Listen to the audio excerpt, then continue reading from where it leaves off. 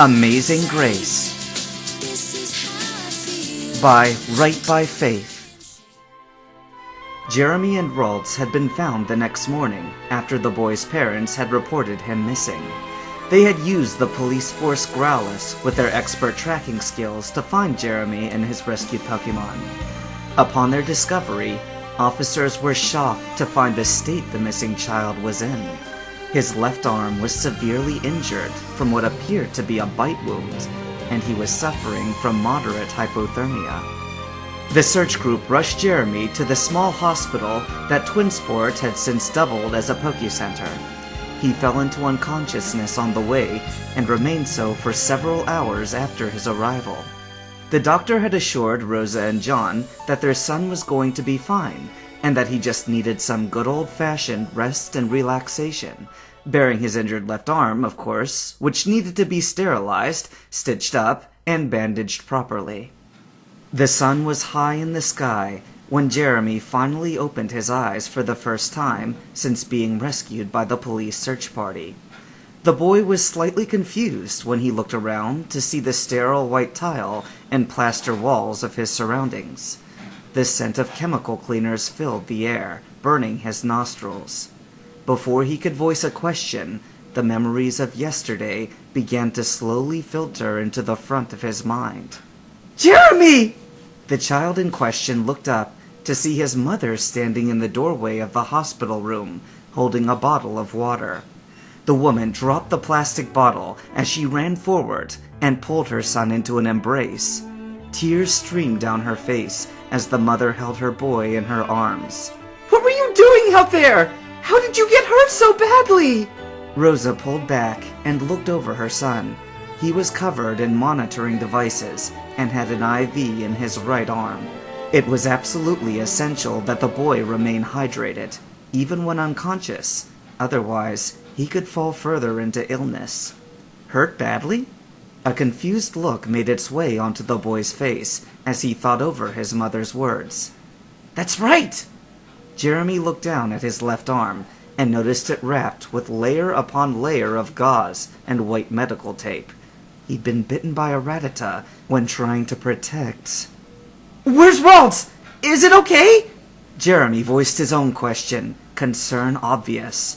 The boy's mother looked confused upon hearing and tilted her head off to the side. "Raltz? What's Raltz?" Rosa asked. Not missing a beat, Jeremy exclaimed, "The Pokemon I saved! Please, tell me it's okay!" His voice was pleading, begging for an answer. Confusion persisted on Rosa's face, until she began to recall the details of her son's rescue. "They found you with a Pokemon. That, must be Raltz. It was in poor shape, and is down on the first floor in the Poké-Center, but I'm not sure how it's doing. Your father and I haven't checked on it. We've been waiting for you to wake up," the woman answered. Frustrated that his mother didn't know the answer to his question, Jeremy tried to get out of bed, only to be pushed back down by his mom. "Mom, I have to know if you're suffering from exhaustion. You have to stay in bed," she scolded him, concern dripping from every word she spoke. Softening her face a bit, she smiled lightly at her son and said, "Just rest for a bit. Once you've done that, you'll be able to go down and visit the Pokemon."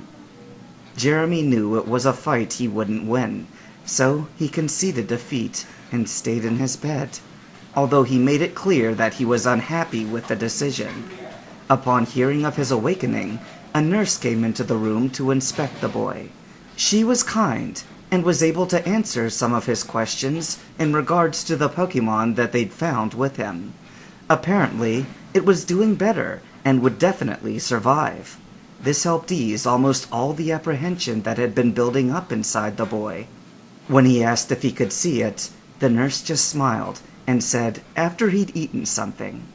Jeremy wasted no time downing the meal she'd brought him, shoveling all the food into his mouth as though he was famished. In truth, he wasn't all that hungry. He wanted to see Raltz more than anything, and all he had to do to make that happen was finish his meal. John arrived shortly after the nurse and gave Jeremy a greeting similar to the one Rosa gave. He was all too happy to see his son was okay. True to her word, as soon as Jeremy downed the last of his food, the nurse escorted him and his parents to the pokey-floor of the hospital and led him to the room housing the Ralts. Upon entering, Jeremy recognized a nurse and Chansey tending to the white and green Pokemon he'd found in the woods. It was sitting on the room's examination table and looking to be doing fine. Unable to contain his excitement, Jeremy shot forward and called the Pokemon's name. "Ralts!" The nurse and Chansey turned around to see Jeremy running towards them, a broad, childlike smile on his face. The Ralts that they were treating jumped off the exam table and began to run towards the young boy, surprising the medical personnel. The two met in the middle of the room when the boy dropped to his knee to embrace the Pokemon in a hug. "I'm so glad you're okay, Ralts! I was so worried!" The Pokemon in question began singing its name happily, mirroring the boy's joy. The adults in the room approached him and his Pokemon, some confused and others pleased. "It seems she's happy to see you," the nurse stated, with a smile on her face. Jeremy looked up at her, then back down to the Ralts in his arms. "It's a she?" The nurse nodded her head, confirming the Pokemon's gender. "Is she a Ralts? Is that what she is?" the young boy asked, eagerly wanting to know who and what his newest friend was. "She is, though I've never seen one in Johto before. Ralts are from the Hoenn region, and are only ever seen outside the region if they're owned by a trainer or a breeder. Even within the Hoenn region, they're extremely rare. I have to admit, I'm curious as to how you two knew each other," the woman stated. It was obvious she wanted an answer, if only to sate her curiosity. "I found Ralts when I was out exploring," Jeremy started. "She was being attacked by a Rattata, so I stepped in to help her." The boy's parents seemed surprised at this revelation. They were told Jeremy had been bitten, but they didn't know the reason why or by what. They had been too overjoyed to see their son awake to ask why or who, or at least those questions had been outweighed with more important ones. "You fought a Pokemon? Why would you do such a reckless thing?" Rosa asked, shock evident in her voice. Sensing his mother's disapproval, Jeremy quickly raised his own voice in defense of his actions. "If I didn't do something, Ralts would have been killed! I couldn't let her die!" He seemed a bit upset about being questioned by his parent. How could they know? They weren't in the situation he'd been in. They hadn't seen the blood, the horror of the battle.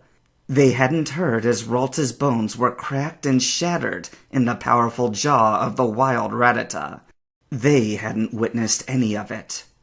"I'm just relieved that you're okay, son," John quickly intervened and approached the child in the center of the room. Kneeling down so he was closer to Jeremy's eye level, the man smiled and put a strong hand on the boy's shoulder. "You did a brave thing, and I'm proud of you. All that your mother and I ask is that you be a bit more careful in the future."